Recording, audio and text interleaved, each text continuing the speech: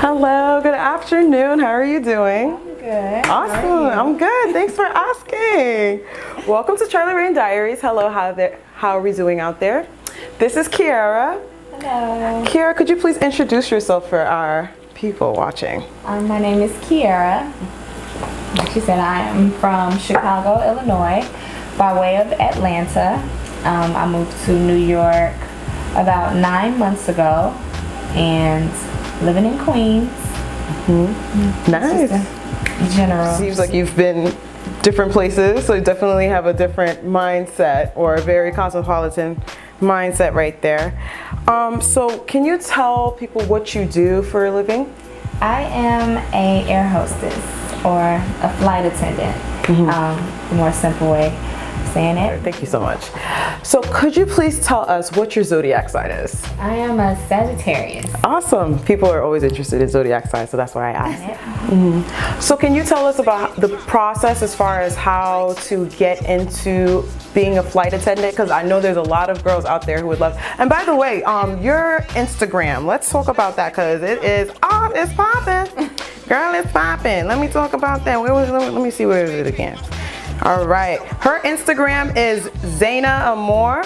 That is ZAYNA _AMOR. And it's popping. It's all traveling pictures and all of that. She's all over. Like, she's all over. For girls who are interested in being a flight attendant, I will definitely stay tuned, stay interested, look out. Okay. So how do you get into this? Because this is like something I've always wanted to do, but it's like, now I wish, you know. It kind of, like, I guess fell into my lap, or kind of came to me after years. I went to school in Atlanta for fashion. Nice. I didn't even know that. So Wow. I got a degree in fashion merchandising. Well, I could definitely tell. Thank you. I was working for a big company. I was styling for them. And I thought that I would be able to move up in that company, so I stayed with them for a very long time. I had a friend who became a flight attendant maybe 2 years before, and I really didn't know anything too much about it. She didn't really make it look interesting or anything, so I just knew of her being a flight attendant. I'm like, okay, that's cool, whatever. So then when I was trying to find something else to do later on, and was getting tired of where I was working, I had another friend who had got on. And then I was just like, wait a minute. Like, this is like, when I was trying to figure out what I wanted to do next, I was just like, well, why have I never thought of being a flight attendant? Like, I could travel the world for free. I could do everything that I wanted to do. And then when I wanted to get back onto my fashion stuff, I have that opportunity to be anywhere I want to be, or move anywhere I want to move, try it out wherever I want to go. Wow. So that's how I got into it. So I had my friend refer me, and it's not an easy process. Okay. Not easy at all. But so what's the process like, if you don't mind me asking? So the process seems easy if I tell it to you. Basically, you go online, you fill out your application. Right. It's not a regular application at all. It is a very, very long, probably 35 to 45 minute application process. Okay, that's good to know. Very, very, very extremely detailed. They want to know your entire background. Makes sense. Then if you get past that, if they like how you look on paper, then you do a video interview. Okay. So that is about a 30-minute thing, and you dress as if you're going to the interview, and you answer the questions, and it's recorded. Are the questions hard?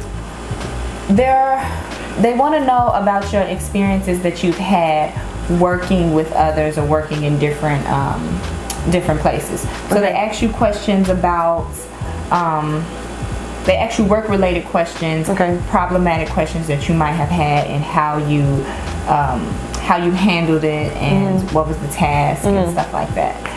I guess they want to know how you work well with others, how you how you get over certain obstacles or stuff like that. So then, if they like that, then you get a phone interview. Okay.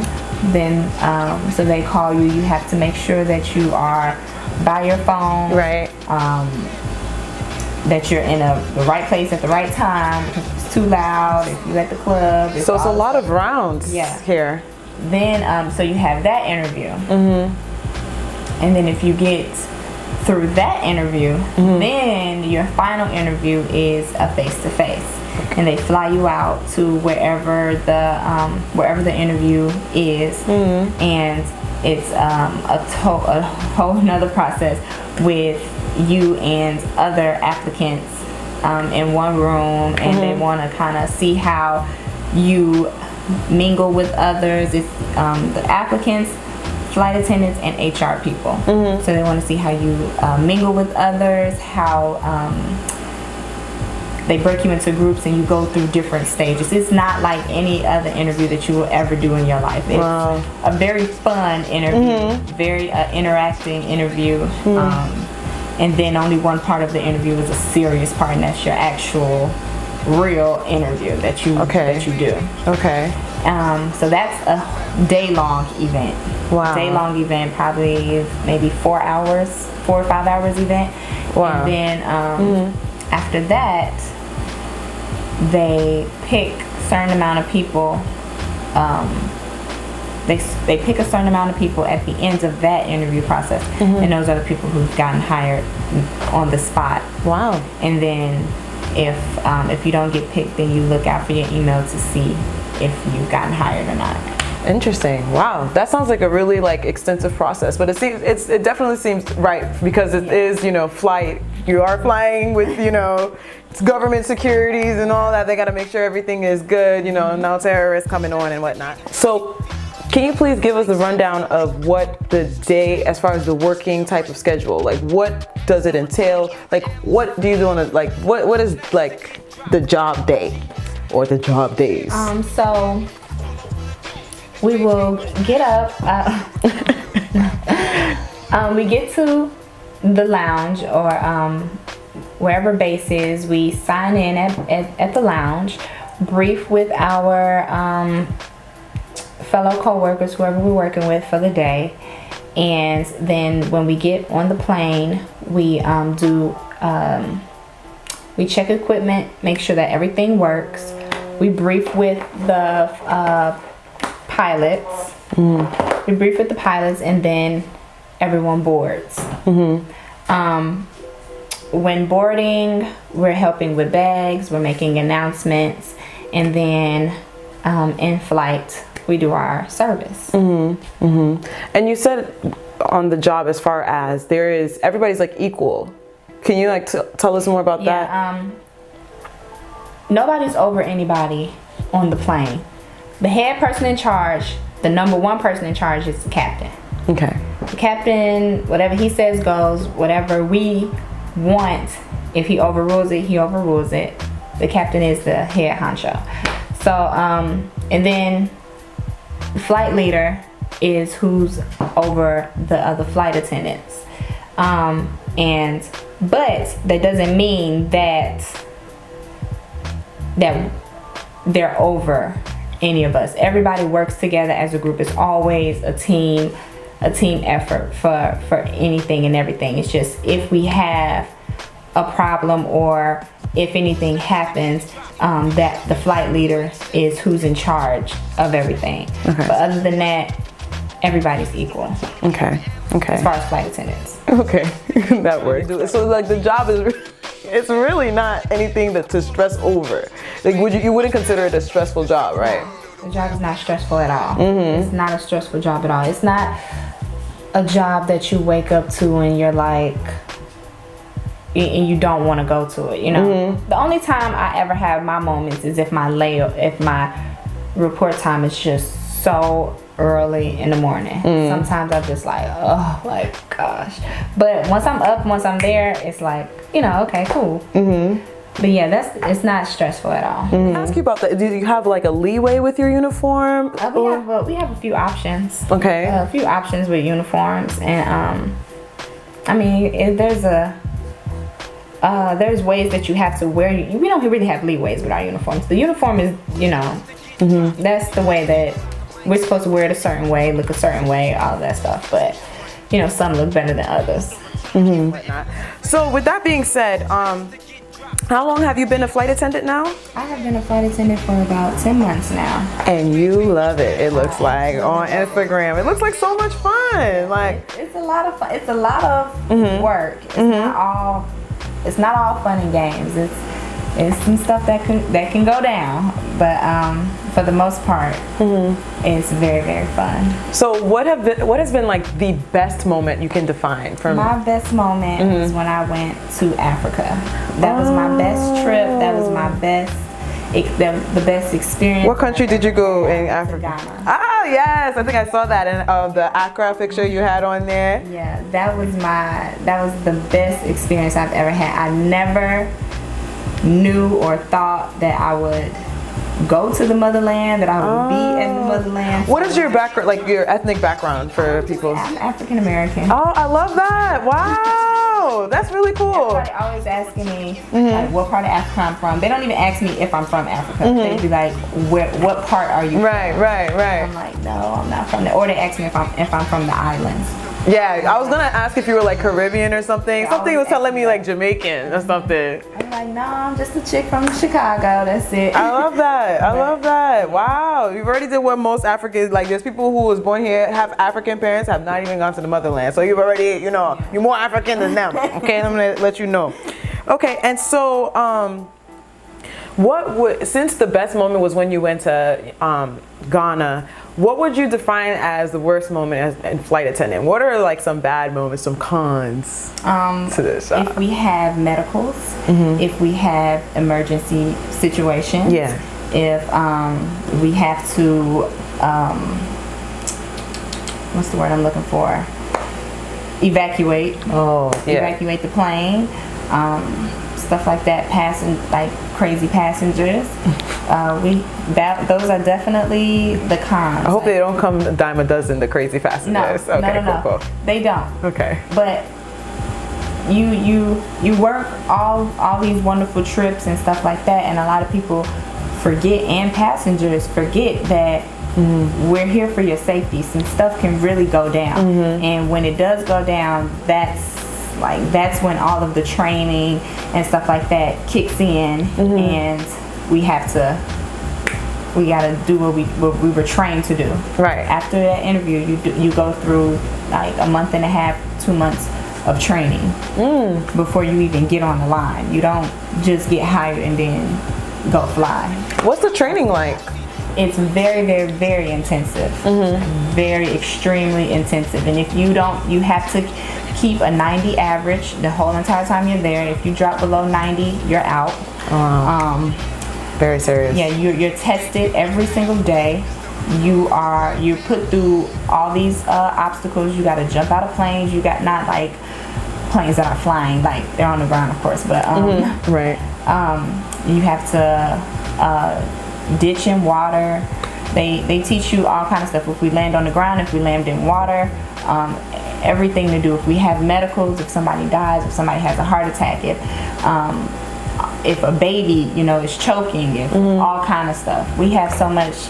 There's so much stuff that goes on. And people don't see it until something happens, and then they're like, "Oh, y'all know how to do that?" Right, of course. You guys are trained for every kind of possible situation. It seems like. So those are the cons. Just if something goes down, which I haven't had many things happen, but I have had things happen.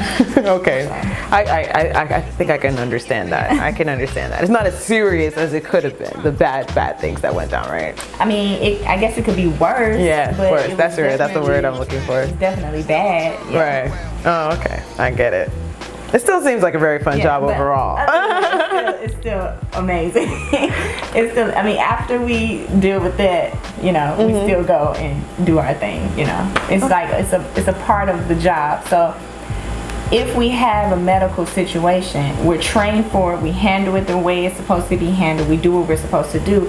And if everything is handled properly, I mean, even if sometimes it's not, because sometimes you can't, certain things you can't, it's out of your hands. But depending on how it affects you, you can still go to your layover and have a good time, or weep about whatever happened, or because it is a part of the job. Is it a job that's more awesome? It's the best job to do. So other than the training, which is really extensive, what is the work-life balance like having this job? The work-life balance is what you make it. It's what you make it. The schedule can be so flexible. Is so flexible with my company, because every airline is different. But speaking on my company, I can make my schedule however I want to make it. I can, if I ask for some days off and they don't give me those days off, I can move a trip so that I can have those days off. I could drop a trip if there's a trip that I don't want to work. If, like, all the way down to if there is someone I don't want to work with on that trip, I can get off of it. But this is, I remember you telling me that it takes some time to get to that point. It does. It takes some time to get to that point. It's all seniority driven as far as getting it down to the tip top of what you really, really want. But like I said, I've been working for 10 months, and then we just did all this hiring, so I got all these people underneath me. So now I can do what I want to do, and I've only been 10 months. But there's some times when there's some things that I can't control that I'm kind of stuck with, but that's not. It's not bad. Right. It's still flexible around those certain issues. Okay. Does this job affect, like, as far as being in the air so much and like having these wacky kind of schedules where it's like you work some days and then you're off these days? It could. Okay. It does every now and then. You definitely need to get your rest. If you do not get your rest, you will feel it. Definitely feel it. If you go on international trips, you need that whole 24 hours to get yourself back on track. And most companies, they put you, you're illegal to work for that 24 hours. Because you got to get back on the right time schedule and all of that stuff. Oh, they even watch out for you guys. Yeah, that's cool. So yeah, you definitely have to get your rest. The up and downs, the pressure, all of that, it can affect you if you're not taking care of yourself and stuff. Okay. Since the company does take care of your health benefits and all, and you say taking care of yourself, like, what is like I know you do different things, different days. Do you have like a regimen that you would recommend or anything? I make sure I take my vitamins. I have my multivitamins. I eat breakfast. Breakfast is my favorite meal of the day. So I always eat breakfast. And I also eat healthy. I'm very, very, very picky about what I eat now. And that has changed. With you getting the job. Me getting this job. Wow. Because I'm not able to, I mean, I guess I could, but I don't really work out as much as I used to. So now that I don't work out as much as I used to, I changed my diet. So I go vegetarian some days, just maybe a little bit of meat some days. So everything is, the way I eat is very different now. Yeah. Just so you can keep up with making sure you're good for your flights and all of that. Yeah, and so I make sure I don't gain weight. Well, there's that, of course. There's that, of course. The biggest one. You look good, girl. Don't be worried about that. You gotta use a little bit more, like, you want thick, girl. Want you thick, you know what I'm saying? So you were telling me about how, as far as the lifestyle changes as well, with friendships and with like as far as, does it make you more Okay. I guess I kind of think. Where you going? As a flight attendant, you kind of don't. You start spending less time with your regular friends. And by regular, I mean those who have regular jobs who are not in the same business. And then when you start making your flight attendant friends, your new flight attendant friends who are up to do whatever like you are, or have the flexibility like you do, then it's like you start kind of hanging out more with them, or calling them more to do things that, because your friend, and she could be your best friend, but she doesn't have the same privileges or the same flexibility. Yeah, the same flexibility that you have. So friendships can get torn apart. They can, or you can find yourself like, dang, I haven't talked to my best friend in forever, you know, because you out, and it's nothing that you mean to do. It's just your lifestyles they just change. They just change. So yeah.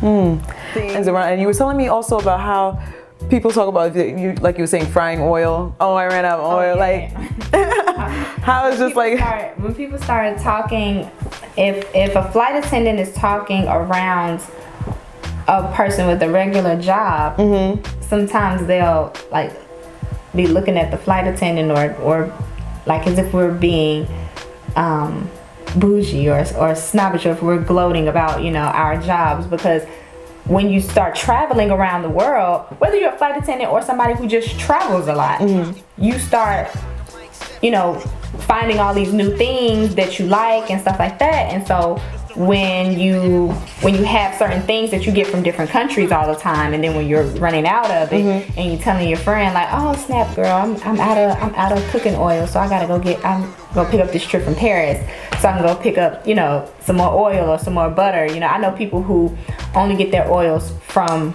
Paris. Wow. It was my trainer. He was the first person that, when I was in training before I got on the line, I'm like, you get your oil from Paris? Right. Like, really? And so yeah, I know, like when I went to Ghana, and when I went to Ghana and when I went to Iceland, Iceland the too. face mask, I don't want to get that from nowhere but Iceland. Wow. So I'm kind of like being at the Blue Lagoon and getting that the face mask and the skin mask and stuff that made your skin feel like butter. Like, oh, lovely.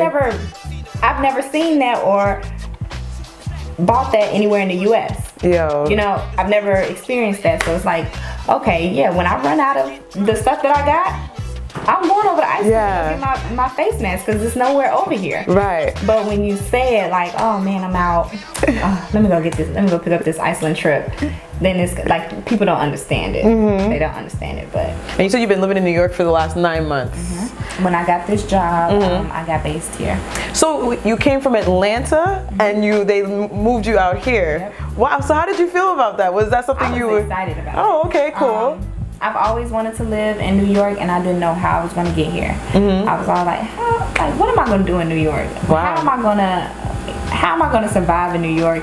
Just going up there and trying to find a job. So this job put me exactly where I wanted to be. It was perfect timing. It was exactly what I needed. So wow. So living in New York, what for the last 9 months, can you do you have any advice for other Black women living in New York, as far as, you know, even though I know you're not in it like that, since you're traveling worldwide, you're a cosmopolitan citizen, but as far as New York, how, you know? I'm still learning New York. So every time when I'm off, if I don't have anything to do or don't want to go anywhere, then I try to find somewhere new to go here. The thing is with, I guess, a lot of places or cities, tourist people take more advantage of the things that you guys have rather than the people that live here. Yeah. So I'm always finding new things to do, whatever I'm interested in, or I'll read something, or just little shops. Like if I want to go shopping, I'll Google like little interesting consignment shops or boutiques, something different. I'm always anybody who lives here or is moving here, you just need to take advantage and go explore. Okay. You need to really go explore. Go find out about your city, about all over your city, you know. And I explore Harlem, I explore Queens, I'll go, I haven't gotten to the Bronx yet, but every time when I know that I'm going to be here for a couple days, I'll Google like something in one of the surrounding little areas that I want to do, and then I'll go and I'll do that, hang out in that area for the day or for a few hours and stuff like that. So that's what I do. Yes, the living situations. Can you talk more about these crash pads and how you can be relocated and all of that? So coming into it, I'll say that, okay, so you can live. The good thing about having this job is your freedom to live literally anywhere that you want to live. Because wherever you're based, as long as you get to work, fly in, you can fly into work at any time. Well, not at any time, but you know, as time permits for you to make your trip or your report time. So you can live anywhere in the world that you want to live. That's a wonderful, wonderful thing. So, and then depending on where you're based, they'll have what they call crash pads, and that's kind of where you rest or where you stay before you come in for work, or maybe if you get off of a trip and you don't have enough time to get back home. So they have those for you that you would rent. So yeah, like the great thing about it is that you can live wherever you want to live. You have nothing holding you back from wherever you want to live. Nice. So, yeah, so I have that. I go through that all the time. Like I was saying, I don't know if I want to stay and live in New York or go back and live in Atlanta, or you know, just think of somewhere else to go and just try to figure that out. As far as relocating from Atlanta to New York, like, do you have any advice for people moving here, trying to? As far as if you're moving here, my situation was a lot different. So if I didn't have my situation, then it would have been a lot more planning. Definitely, you can't just up and move to New York. Like, okay. You definitely can't. So you need to make sure that you have a plan. You got to definitely make sure that you got a job or some money saved up that's gonna keep you on track or keep you comfortable for as long as you need until you find what you need. But yeah, that's and it helps if you got a network. If you network and you know people who will show you the city, show you around, show you good places or affordable places to live, then that's going to help tremendously.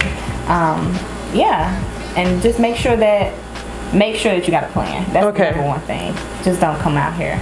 Just don't go out anywhere and just try to wing it. That won't work. Okay, so you would say it's difficult for a student to really do this kind of job. You'd have to have a free type of schedule, no kind of like hard commitments, right? Yeah, no hard, not at first. Okay. Once you're in it for a while and build your seniority up a little bit, then you can be more open to doing the things that might cause you to need more time with that. If you want to go to school, that's going to require a lot of your time. So you might need a little bit more seniority with flying before you could go and do it. You definitely can't already be a student and come into it. It will not work at all. Okay. And then you were telling me about the fact that there's a different range of ages that come into the program. Oh, yes.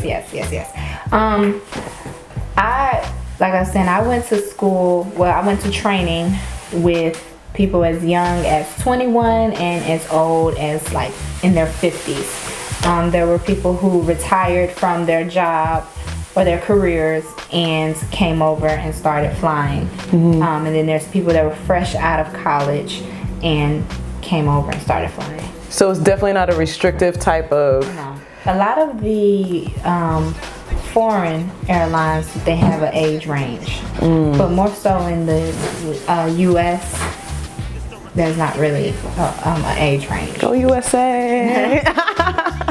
That's cool. So you would recommend, like, who would you recommend this? You said that you would recommend it to the young. I would recommend it to the young, the single, and the young, the single, and the free. If you don't have anything tying you down, I'm not gonna say if you don't have children, because there definitely are people that have children and that kill this job. So I won't say no children, but for the best people that will be able to, that the people that it would be best for are the ones that don't have anything tying them down.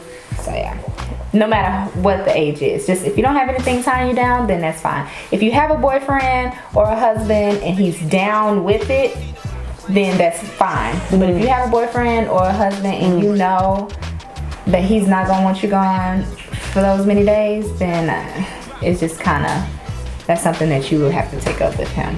Right. So subjective decision. Okay. Also, is there a lot of black women in this field? Yes. There definitely is. There's a lot of sisters.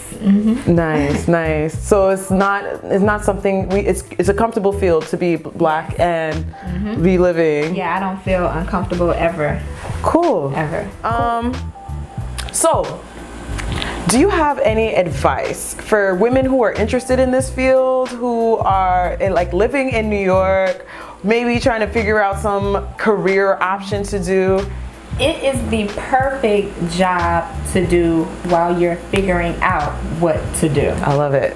It's the perfect job to do. If you are young, if you're single and want to see the world, this is the best job that you can get into, because you're going to have everything that you need, good health care, good benefits, all of that. You're going to have all the things that you need while you're trying to figure out your next move. Or if you're stuck in a situation you don't really know, it's the best job to do. Awesome. Wait, so how many countries have you been to since starting this?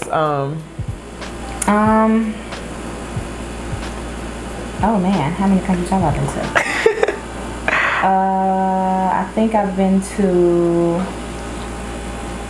so far I've been to, I think 7 or 8. Wow, that is a lot. That is a lot. Yeah. Wow. Yeah, you've definitely taken advantage of this flight. I love it. Can you talk about your the next big trip that you would like to go to? Okay. Because apparently there's still places that needs to be visited. The place where I haven't been, and I said I don't know why I haven't been there, is Paris. I haven't been to Paris yet. That's the #1 thing on my bucket list. And I have not touched Paris yet. I can't wait to see the pictures when they come up when you go there. I have to go. But I want to go, and I want to stay for 5 days. So I don't know if I'll work a trip to Paris. But I want to do Paris, and where else did I want to go? Where else did you want to go? Paris is #1. Okay. Paris is #1. I would like to go back to Rome, because when I went to Rome, I didn't do the Colosseum. Oh, wow. So I would love to do that. Greece. I would love to go to Greece. Oh, yes. That's the other place. Yes, that's such a beautiful country. I know so many Greeks. Yeah. So, are you included in any type of outside organizations or anything you want to talk about today? I'm not at the moment. With my job, we do a lot of charity work, a lot of we do the AIDS walk, we do breast cancer, and we do the Habit for Humanity? It sounds about right. It sounds familiar. I don't want to say it wrong, but they go around and help build houses, build playgrounds, all this stuff, feed the homeless, all these kind of things. So when those things come around, I participate in those. But it's not something that your company forces you to do. No, it's something you can volunteer. Wow, that's really nice that your company does that for y'all. Yeah, and for the community. It's a lot of fun. That's a lot of fun. So yeah, I do those things. Follow me on Instagram or on Snapchat at Zayna_Amor, ZAYNA_AMOR.